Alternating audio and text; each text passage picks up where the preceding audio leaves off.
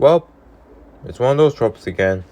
Hey guys, Punch here, and yep, we have Looney Tunes back in action. Now, let's just say for the record that I actually was kind of interested in seeing this movie. Mostly because it's a Looney Tunes and then I really enjoy the Looney Tunes. I may not watch a lot of their original cartoons, but in most of the adaptations, I really enjoyed them. So when it was recently available on Tubi, I decided to watch it today. And yeah, Looney Tunes back in action does meet my expectations. Unfortunately, there were some duds in the middle of the road. But before we get to the positives and negatives, let's take a look at the plot here. So, in this second adaptation of the Looney Tunes, Bugs and Daffy, Bugs and Daffy believes that it's time for him to get the spotlight after he feels like the people at Warner Brothers is favoring Bugs. However, this ends up getting him fired, and he also gets a cop named DJ fired as well. Excuse me. And DJ is played by Brendan Fraser, who is apparently the father of a spy.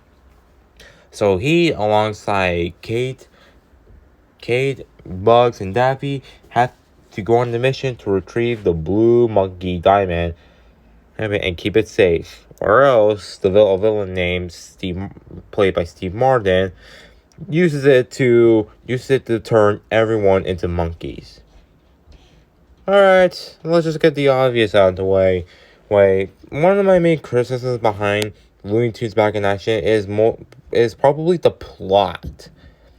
That's because the plot of this movie doesn't feel like something from Looney Tunes. It's something from another film franchise. Like, I don't know, something like Indiana Jones maybe?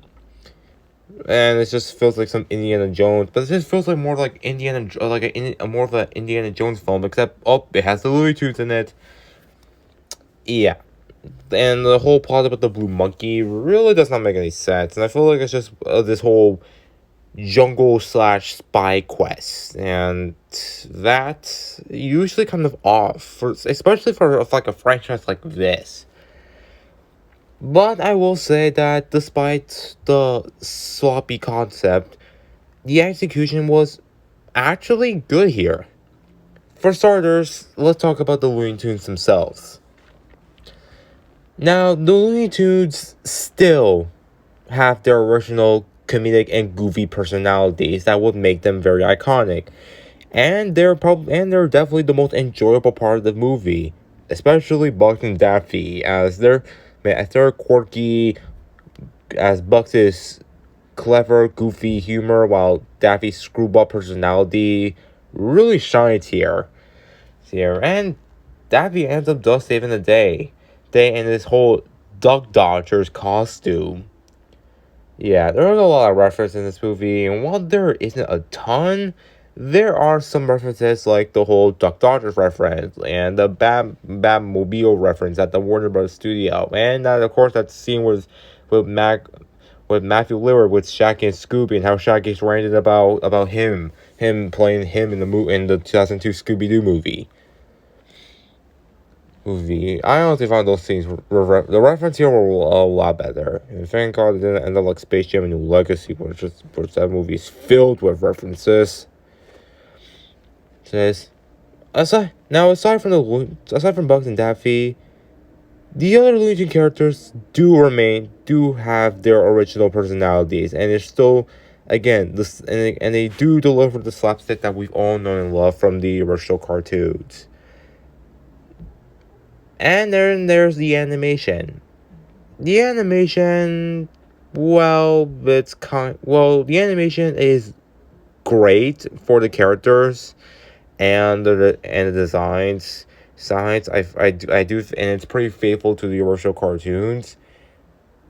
Doesn't help that the shading with some of them look pretty off, especially when Daffy has this whole light blue shading next to it. It kind of gets a little off at points. And I get that they don't. I'm pretty sure that the people behind this movie didn't want to make them CGI. So I will credit them for pulling something like having the Looney Tunes in the real world, but still having them maintain their original 2D animated character, 2D animated style that we've known and love. And for the most part, it works out it's actually done really well. It's just I'm not a fan of the shading when it comes to it, and it's still and it comes to times where the animation itself can look off at points, but it's still really good.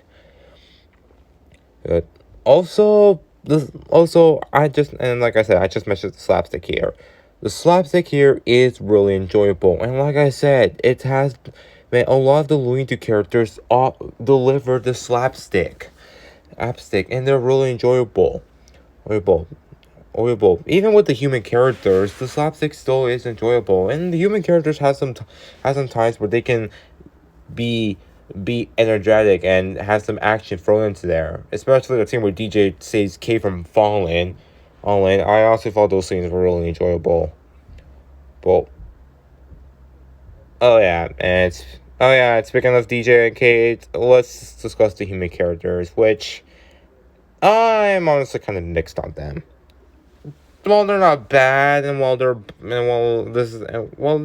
not bad here, I feel like they're just not that interesting.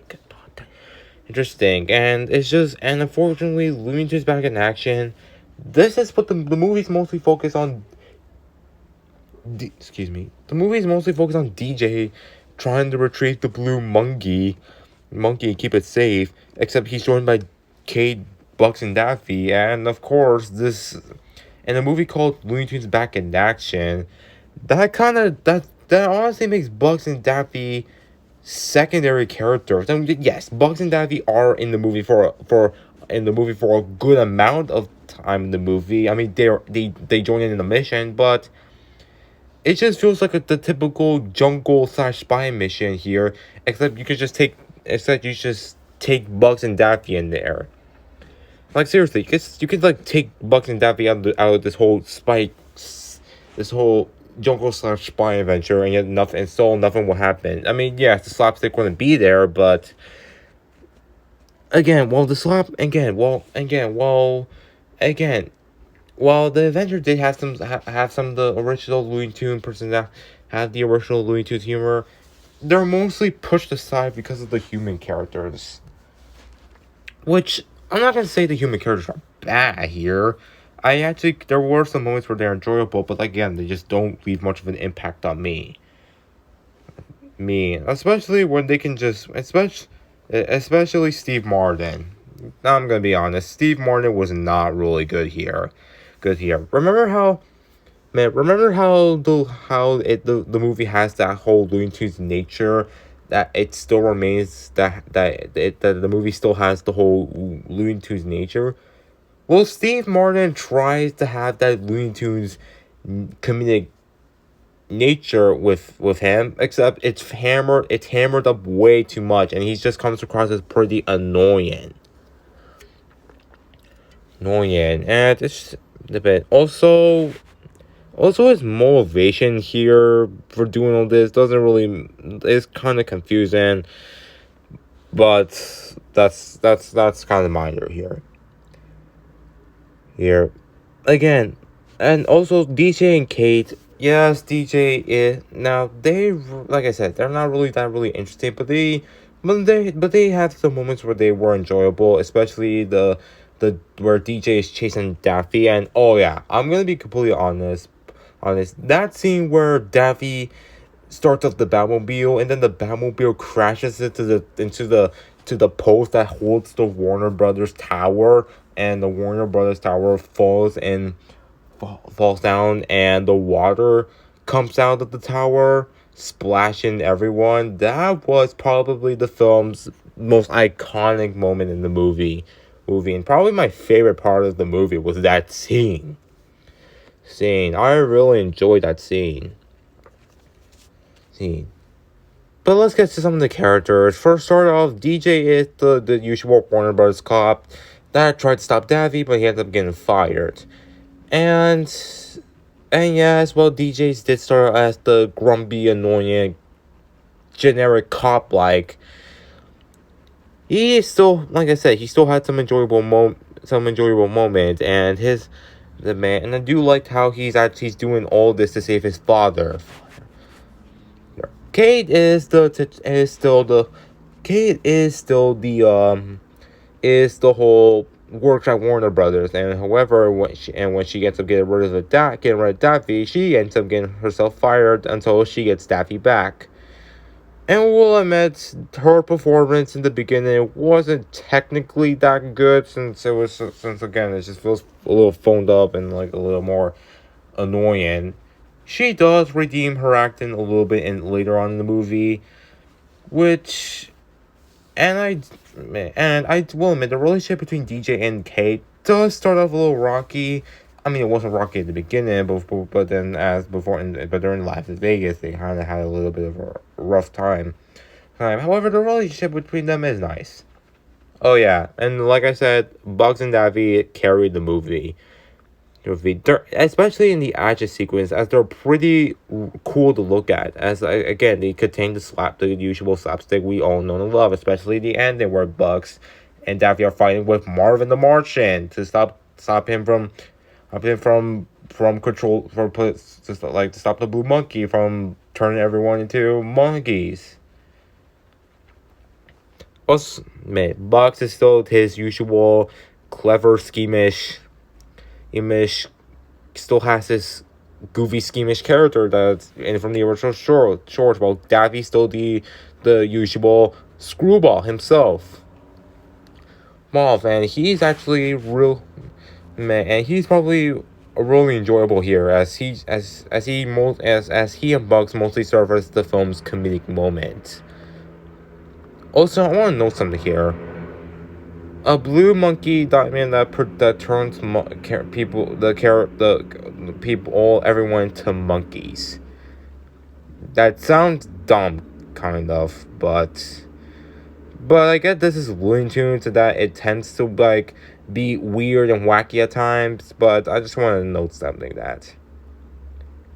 And like I said, the action sequences are pretty cool, are really well done, especially the ending and that Brothers Tower collapse and the Las Vegas chase scene. Those were really enjoyable.